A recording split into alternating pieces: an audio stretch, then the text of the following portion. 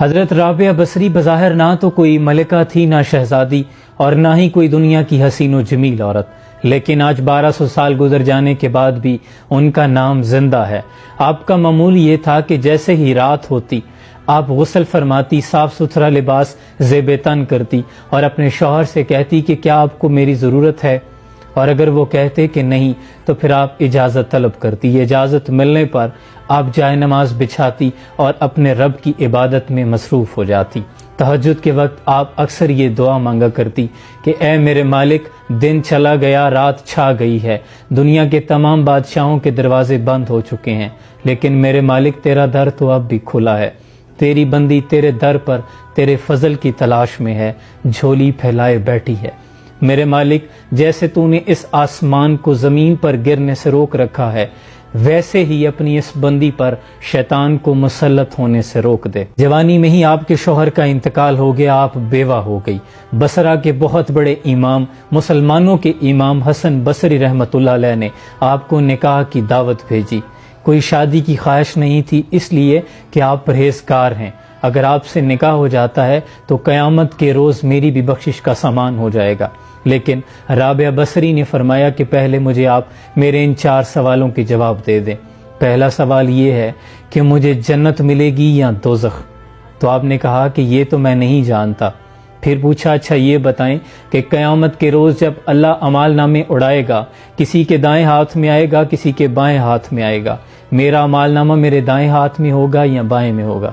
تو آپ نے فرمایا کہ میں تو یہ نہیں جانتا۔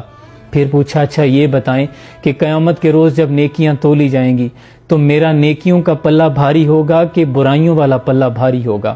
کہا میں یہ بھی نہیں جانتا۔ کہا اچھا یہ بتا دیں کہ قیامت کے روز جب دنیا پل صراط سے گزرے گی تو کچھ گر جائیں گے، کچھ گزر جائیں گے، میں گر جانے والوں میں ہوں گی یا گزر جانے والوں میں ہوں گی؟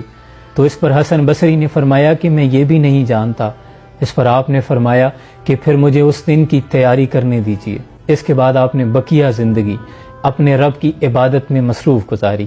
جب آپ کے وصال کا وقت قریب آیا تو اپنی خادمہ کو یہ وصیت فرمائی کہ میرا کفن اسی چادر جس میں میں تہجد پڑھا کرتی تھی، اسی چادر کو میرا کفن بنانا، اور کچھ ہی لوگوں کے ساتھ رات کے وقت میری تدفین کر دینا، صبح پھر لوگوں کو بتانا، پہلے مت بتانا۔ آپ کی خادمہ نے اسی طرح کیا۔ صبح جب لوگوں کو خبر ہوئی تو ہائے ہائے کا عالم تھا کہ ہمیں کیوں نہیں بتایا گیا۔ اگلے روز آپ اپنی خادمہ کو خواب میں ملتی ہیں، سرخ رنگ کا ایک خوبصورت لباس زیب تن کیے ہوئے، چہرہ نورانی سورج کی روشنی کی طرح چمک رہا۔ خادمہ نے پوچھا کہ آپ کے ساتھ کیا معاملہ ہوا؟ تو آپ نے فرمایا میرے اللہ نے میرے ساتھ بڑا فضل والا معاملہ فرمایا ہے۔ کہا آپ کی وہ چادر کہاں گئی؟ کہا اللہ نے مجھے یہ جنت کا لباس پہنایا ہے اور وہ چادر رکھ لی ہے کہ رابعہ جب کل قیامت کے روز نیکیاں تولی جائیں گی تو تمہاری یہ چادر بھی اور نیکیوں کے ساتھ تولی جائے گی۔ پھر خادمہ نے پوچھا منکر نکیر نے کیا سوال کیا؟ کہا منکر نکیر نے پوچھا تھا تیرا رب کون ہے؟ تو میں نے کہا کہ جس رب کو 40 سال نہیں بھولی، 4 ہاتھ زمین مٹی کے نیچے آ کر کیسے بھول سکتی ہوں؟ اس کے بعد مجھ سے کوئی سوال نہیں کیا گیا۔ یہ وہ لوگ ہیں جنہوں نے اپنی زندگی اپنے رب کے نام کر دی اور اللہ نے پھر دنیا ان کے لیے مسخر کر دی۔ مٹا کے اپنی ہستی سراپا جستجو ہو جا، جو تو چاہے گا وہ ہوگا، جو وہ چاہے وہ تو ہو جا۔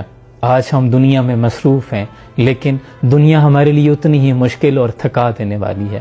اگر ہم اپنی زندگی اپنی مرضی کو اپنے رب کی مرضی میں شامل کر دیں تو پھر یہ دنیا اٹھا کے وہ ہمارے قدموں میں ڈال دے گا۔